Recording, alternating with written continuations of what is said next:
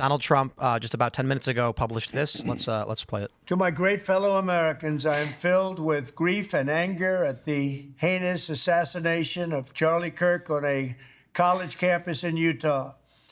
Charlie inspired millions, and tonight, all who knew him and loved him are united in shock and horror.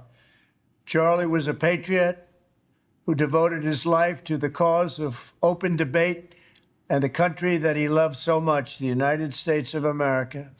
He fought for liberty, democracy, justice, and the American people. He's a martyr for truth and freedom, and there's never been anyone who was so respected by youth.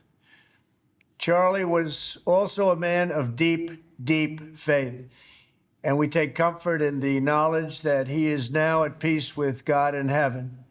Our prayers are with his wife, Erica, the two young, beloved children, and his entire family, who he loved more than anything in the world. We ask God to watch over them in this terrible hour of heartache and pain. This is a dark moment for America. Charlie Kirk traveled the nation, joyfully engaging with everyone interested in good faith debate. His mission was to bring young people into the political process, which he did better than anybody ever, to share his love of country and to spread the simple words of common sense. On campuses nationwide, he championed his ideas with courage, logic, humor, and grace. It's a long past time for all Americans and the media to confront the fact that violence and murder are the tragic consequence of demonizing those with whom you disagree day after day, year after year, in the most hateful and despicable way possible.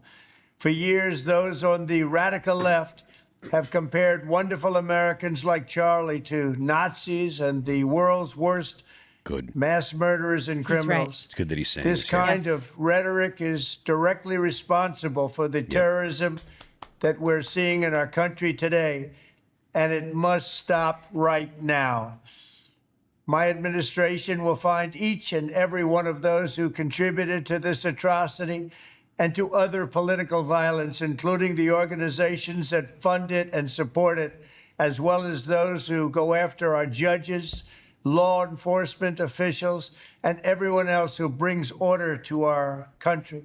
From the attack on my life in Butler, Pennsylvania last year, which killed a husband and father, to the attacks on ICE agents, to the vicious murder of a healthcare executive in the streets of New York, to the shooting of House Majority Leader Steve Scalise and 3 others. Damn, he's going Radical left political violence has hurt too many innocent people and taken too many lives. Tonight, I ask all Americans to commit themselves to the American values for which Charlie Kirk lived and died, the values of free speech, citizenship, the rule of law, and the patriotic devotion and love of God. Charlie was the best of America, and the monster who attacked him was attacking our whole country.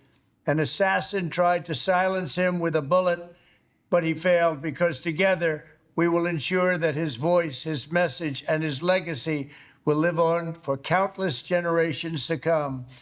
Today, because of this heinous act, Charlie's voice has become bigger and grander than ever before, and it's not even close.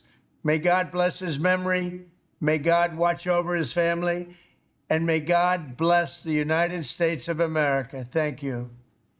I just want to say, it kind of seemed like Trump was holding back a little emotion there in the beginning. Well, they were friends, right? Yeah. And it's just a great statement from Donald Trump. I appreciate it. It was good. Really strong. I mean, to be said. It's like MLK. This is like, why would anyone kill that guy? And then it's just a political power game. Because they want the reaction. Like we talk, like they want the right to overreact. The point is, if they go after him, the right will get incensed, and then the right will overreact, and then they can say, we're victims, feel bad for us. They have been losing and losing and losing and losing. They need something to turn the tide back to them again, so that way they will win these political engagements. Or I think they've lost over and there's over. more. I think there's a little more to it than that. I think that the left in America right Well, also now. because he's effective. Yeah, the left in America right now can't stand that one by one the stupid things that they have imposed on us are being dismantled. Our team is getting death threats right now. And What? Yeah. and there are demons among us, and these people are demonically I'm not going possessed. to name people. No, I mean, I think that's true. fair enough, yeah. I'm being told that our team is getting death threats actively right now. Well, This was a beautiful speech from the president. However, I don't think it convinced one person who believes that the president is a Nazi that he is no longer a Nazi. No, I thought that also, like, he's I don't think that's reinforcing their convincing anybody on the left, I guess. on was- love or something. Like his behavior, they're like, "Oh, there goes the Nazis saying the Nazi thing again." I was getting that look on what he was doing just then. Like if you hate him and you've already decided you hate him, and anything he says is a lie and it's actually evil, like no amount of outpouring of love. Well, I can't say no amount, but it's hard for a speech like this from Donald Trump to change someone. And if he was holding back emotions, you know, like what's he going to do? Come on TV and break down and cry? Maybe that was like his third attempt at making the video. Right. But it does seem early on like you can kind of see it a little bit. I mean, they were friends. Getting back to the comments earlier, I mean, the radical left, they can't operate in the sphere that Charlie Kirk was operating in effectively because their policies are nonsense. That was Charlie Kirk would just run circles around them, and that's why he was an icon. And this is a huge loss. I know. You know, I was saying this earlier. This will immortalize the vision of Charlie Kirk. They have martyred him. He was a man of faith. There will be murals, and there will be people sharing his message.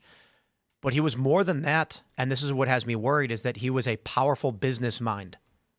He knew how to build a machine better than anybody else. And that's Did an amazing job. They go after him not just because of his effectiveness, but he was once in 1,000 years kind of guy. This is a generational. Yeah. Well, he was so courageous. I'll give an example from, I'm from Wyoming, and the debates we've had over the last 15 years as I've been involved in public policy. So we're in COVID, and things are shut down. In May, things start to open back up. We were, trying to get things moving again. Charlie Kirk comes to the Wyoming State GOP convention, and he opens up and he says, "This is probably the biggest event that has happened in the world in the last 2 months. And we are going to reopen back up." I mean, he had such courage, charisma, and that was a huge moment. I can tell you in this, where I'm from. I mean, that moment in the COVID debate was a inflection point. We were talking about it a little bit before the show. Charlie Kirk is probably the second most influential person on the right behind President Trump. And it's really hard to exaggerate his influence between Turning Point and Turning Point Action and all the people he employs and the cultural relevance of his show and these campus events and how much he fundraises for different people. And he was involved in all of these different campaigns. Thanks for checking out this clip from Timcast IRL. Make sure to watch the show live Monday through Friday at 8 p.m. Subscribe to this channel, and we will see you all there.